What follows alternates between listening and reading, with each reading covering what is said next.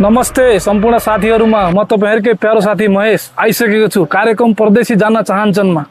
आज मसँग हुनुहुन्छ परदेशमा धेरै वर्ष काम गरिसक्नु भएका एक मेहनती साथी। उहाँलाई म सबभन्दा पहिला वेलकम गर्न चाहन्छु। आउनुहोस् बसौं। धन्यवाद। वेलकम छ तपाईलाई कार्यक्रम परदेशी जान्न चाहन्छन्मा। ओके, अच्छा भन्नुहोस् के छ नेपालको ताजा हाल खबर? कस्तो लाग्छ तपाईको नेपालका घटनाक्रम, राजनीतिक घटनाक्रम सुनेर, विभिन्न न्यूजहरु हेरेर तपाई के फिलिङ गर्नुहुन्छ? कस्तो महसुस गर्नुहुन्छ? हैन, एकदम दुःख लाग्छ नि मलाई। अब आफ्नै जन्मभूमिमा त्यसरी आफ्नै जन्मभूमिमा दाजुभाइ एकअर्कामा लड्दाखेरि सबै नेपालीलाई दुःख लाग्छ, सबैलाई दुःख लाग्छ यो कुरा। तर त्यसरी दाजुभाइ एकअर्का समुदायमा त्यसरी लड्न नहुने हो। अब हामी विदेशीले अब राम राम भन्न सकिन्छ, काँड थाप्न सकिँदैन भन्छन्। के अरे त्यो भैँसी लड्दा भिरबा त त्यस्तै त भइरहेछ नि अहिले। त्यही त भन्नुहुन्छ, देशमा हरेक घटनाक्रमहरु किन यसरी आन्दोलन हुन्छ? हाम्रो देशमा मात्रै किन सधैँभरि आन्दोलन हुन्छ? आराजक तत्त्वहरु छन् नि कति। त्यो बालेन सरकारलाई गिराउने कसरी, त्यो मेरो एउटा पर्सनल विचारमा त ओके, त्यो पुरानै पार्टीका झोलेहरु हुन् कि जस्तो लाग्छ नि, जो आराजक मचाइरहे नि। त्यो सानोतिनो कुरालाई धेरै त्यो के लाग्छ सोशल मिडियामा त्यो उपद्वन्द मचाउने, त्यो भ्रम फैलाउने, सोधा सादा जनतालाई उक्साउने। ओके, मलाई त्यस्तो लाग्छ। अहिले यो नयाँ सरकारले, यो बालेनले मलाई लाग्छ केही न केही गर्ला।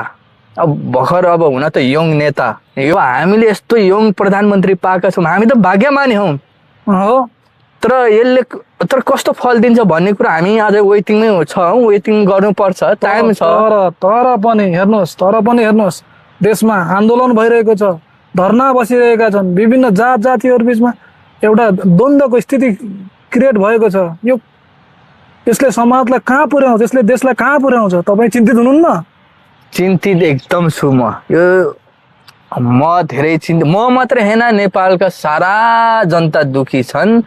कतिपय यो आराजक तत्त्वहरु कतिपय छन्, त्यो बालेन सरकारलाई कसरी खोट लगाउने, कसरी गिराउने भन्ने खालका सोच भएका मान्छेहरुले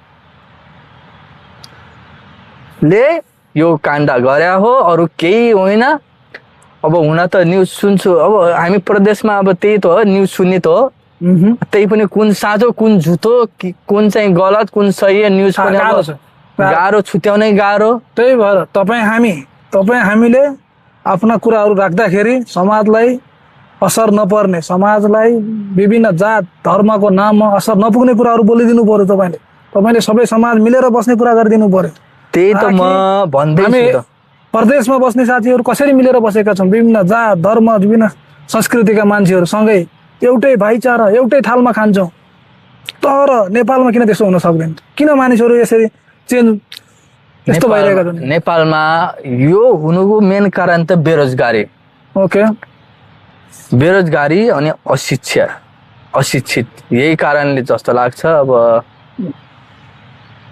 त्यही पनि अब आशा छ, अब माहौल शान्त हुन्छ भन्ने आशा छ। तर अब यसरी गृहमन्त्रीले राम्रो कदम लिनु भएको छ। गृहमन्त्री प्रधानमन्त्रीबाट पनि देशको नाममा सम्बोधन भइसकेको छ। बालेनजीले पनि अब सम्बोधन गरिसक्नु भएको छ। उहाँको भिडियो पनि हेरे, साह्रै राम्रो लाग्यो। सारा नेपाली जनतालाई स्वयं अपनाउन अनुरोध गर्नु भएको छ उहाँले। धेरै राम्रो कुरो, एकदम राम्रो कुरो। सुदान गुरुङजी पुरै फिल्डमै उत्रेर दौडधुप गर्नु भएको छ। अब यो पनि एकदम स्वागत योग्य काम छ।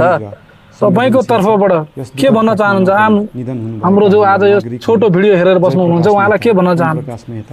म मेरो तर्फबाट के भन्न चाहन्छु भने सारा नेपाली जनतालाई, शोक सन्तप्त परिवारजनहरुमा देशमा मिलेर बसौं, दाजुभाइ भाइचाराको सम्बन्ध हो, भाइचारा मिलेर बसौं। यो जाति धर्म यो यस्तो लफडा गर्नु यो कसैको पनि हितमा छैन, कसैको हितमा छैन। तपाईँले पनि सबै सुरक्षा निकाय कतिपय बुझ्नुभएको सुन्नुभएको होला स्टोरीहरू कति देशहरूमा यो जातीय धार्मिक द्वन्द्व भयो भने त्यो देश खत्तमै हुन्छ सुरक्षा कायम गर्ने हो, प्रयास त्यस गरिरहेको कसैको भलै हुँदैन त्यो घटनाको एकदम कसैलाई भलो हुँदैन त्यही भएर म गृह मन्त्रालयले भन्न चाहन्छु सारा नेपाली जनतालाई हात जोड्न चाहन्छु मिलेर बसौँ पूर्ण रूपमा हैन? निष्पक्ष र पारदर्शी हुनेछ यसरी गलत बाटो गएर कसैलाई भलो हुँदैन कानुनी दायरामा ल्याउन अरू त सरकार प्रतिबद्ध छ त्यही त हो नि अरू के भन्न सक्छु धन्यवाद कुनै पनि एउटा छोटो भिडियोमा आइदिनु भयो आफ्ना के- महत्त्वपूर्ण भनाइ राखिदिनु भयो बनोस् भन्नका लागि तपाईँका विचारले निरन्तर क्रियाशील समाजमा राम्रो सन्देश जान्छन् भन्ने मैले आशा गरेको छु यति भन्दै म यो छोटो भिडियोलाई बिदा चाहन्छु हस्त नमस्ते ओके धन्यवाद